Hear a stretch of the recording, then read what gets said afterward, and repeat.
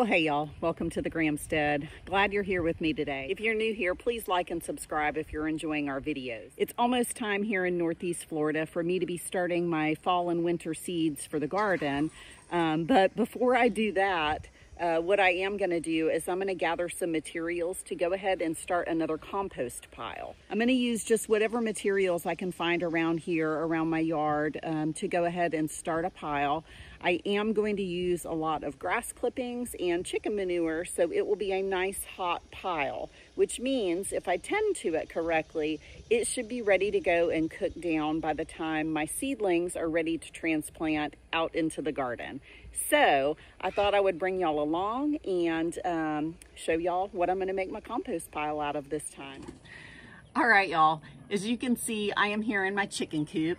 This is their roosting bars right behind me, and I've got a little bit of a nest box right here that they also like to perch on at night. So that means that's where the chicken manure is going to be. I'm going to go ahead and just get whatever chicken manure I can out of the coop, and also some chicken coop dirt, because that stuff is like gold. And that's going to go ahead and give me a really good nitrogen source for my compost pile.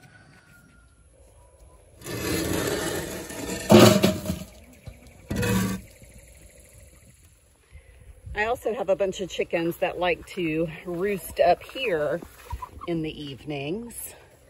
And so underneath this chicken tractor is usually loaded with chicken manure. So there's always a bunch of chicken manure in here.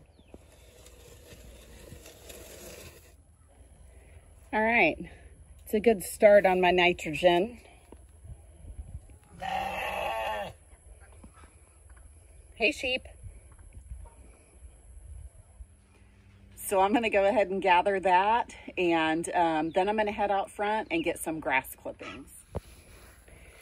All right, well, I had my boys come out here and mow. Seems my grass clippings are already brown, but that's okay because I've got a bunch of chicken manure for my nitrogen source. So I'm going to get all this picked up and put into my wheelbarrow and add it to the pile. All right, so if you look right here, you'll see that there's some seeds in this. I'm not super worried about the seeds because I am going to make this as a hot compost pile. It should get nice and hot with all the nitrogen, and I've got some other greens that I'm going to put in there. Everything should get nice and hot to where the heat will kill the grass seeds and the weed seeds. And here's my other source of green. About once a year, this thing gets so huge and use all of this nice foliage for an excellent source of nitrogen for the compost pile. I am not cutting this down for y'all. This is not a treat for y'all. All right, well, that gave me a nice stack and cleaned up my landscaping around my porch a little bit too. I feel like I've got a good amount of materials gathered here. I've got my chicken manure, and I put a bunch of chicken coop dirt in there. So that's a good little bit. That's a good, nice sized stock pot. I've got my huge pile of green. I've got some paper grocery bags and about a half a wheelbarrow full of brown grass clippings. The only other thing that we need is water.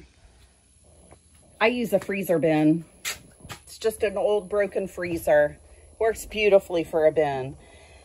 I do have some browns in here right now. I also have some leftover compost that is pretty well finished. I mean, it's a little chippy, but so I'm going to be using this as an inoculator, and it will also be used as part of my browns. And a general rule of thumb here with composting is 2 browns to 1 green. What I'm going to do is I'm just going to layer my ingredients into my compost bin, but I'm going to water each layer as it goes in. And another thing too you want to keep in mind, you know, my materials right now, they're pretty big. I've got these whole paper bags and I've got these big giant leaves. If I go ahead and kind of shred those up just by hand as I'm making my layers, this compost pile is going to break down a lot faster than if I just left those ingredients whole. So that's what I'm going to do, because I want this compost pile to get nice and hot and break down and be done within about 20 or so days. The more you break it down, the better. Start by saying that you should always start your pile with some finished compost, and you want to end your pile with some finished compost. So in my case, I've already got that compost in my freezer bin from the last batch that I made. And I'm just going to start layering it on top of that initial pile and water it as I go. All right, there's my pile of compost. It's got some browns already in it. But what I like to do is build my pile on one side of the compost bin. And whenever it gets hot, I can basically just move it over to the other side of the bin and let it cook a little bit more. So I'm going to get this watered and start my layers.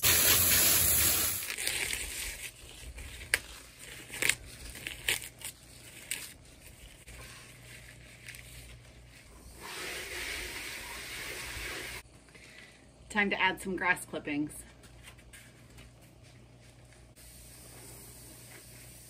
So I'm going to want to put the layer of grass clippings directly under the manure, so the manure gets nice and hot to cook those seeds, so when I use this in my garden, I don't end up growing a bunch of grass.